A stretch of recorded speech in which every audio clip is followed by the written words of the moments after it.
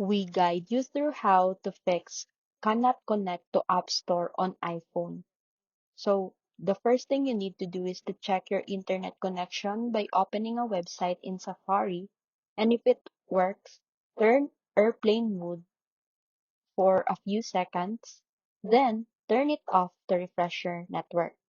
Next, check if your Apple servers are down by visiting the Apple System Status page. If everything is normal, restart your iPhone to clear temporary system glitches.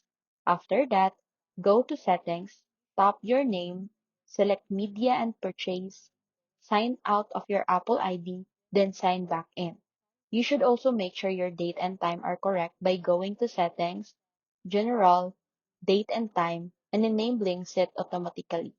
If the issue continues, reset your network settings by going to Settings, General, Transfer or Reset iPhone, Reset, then choose Reset Network Settings.